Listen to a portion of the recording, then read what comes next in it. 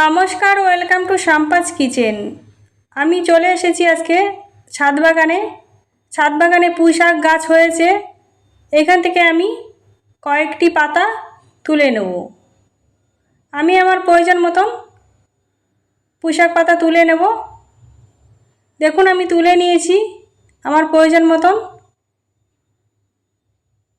এবার পাতাগুলোকে ভালোভাবে আমি ধুয়ে পরিষ্কার করে ছোট ছোট করে কেটে নিয়েছি।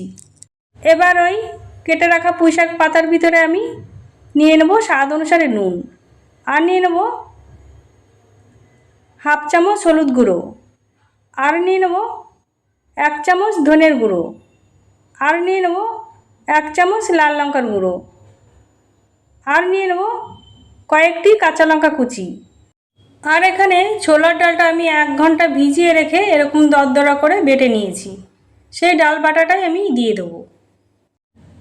আর এখানে দিয়ে দেবো বড়াটা একটু ক্রিস্পি হওয়ার জন্য 1 চামচ চালের গুঁড়ো। আপনারা চাইলে কর্নফ্লাওয়ারটাও দিতে পারেন। এবার চালের গুঁড়োটা দেওয়া হয়ে গেলে ভালোভাবে একসঙ্গে আমি মেখে নেব। এখানে আপনারা পেঁয়াজও ব্যবহার করতে পারেন, যেহেতু আমি নিরামিষভাবে করছি তাই পেঁয়াজ ব্যবহার করলাম না।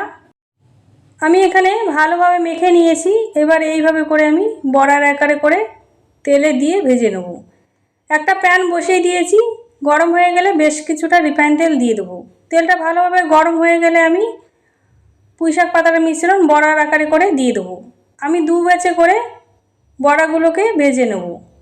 আমার চ্যানেলে এর আগেও পুঁই শাক পাতার বড়া রেসিপি দেওয়া আছে, আপনারা চাইলে দেখে নিতে পারেন। এবার এক পাশ হয়ে গেলে আমি উল্টে দেবো। উল্টে পাল্টে মিডিয়াম টু লো আঁচে রেখে বড়াগুলোকে ভেজে নিতে হবে।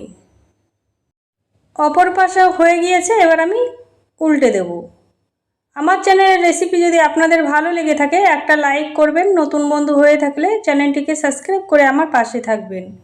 আমার বড়া ভাজা হয়ে গিয়েছে, এবার আমি তুলে নেব। তুলে নিয়ে আমি বাকিগুলো আমি একইভাবে দিয়ে দেবো। বাকিগুলো দেওয়া হয়ে গেলে একইভাবে উল্টে পাল্টে আমি ভেজে তুলে নেব। তৈরি হয়ে গেছে পুঁই শাক পাতার বড়া রেসিপি।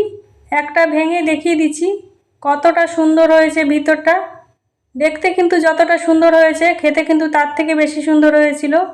একবার হলেও বন্ধুরা এইভাবে নিরামিষ পুঁই শাক পাতার বড়া বানিয়ে খাবেন। আশা করি দুপুরবেলা গরম গরম ভাতের সঙ্গে খেতে অসাধারণ লাগবে। আজকে তাহলে এই পর্যন্ত। সবাই ভালো থাকবেন, সুস্থ থাকবেন। আবার চলে আসবো অন্য কোনো রেসিপির সঙ্গে। ততক্ষণে সাবধানে থাকবেন।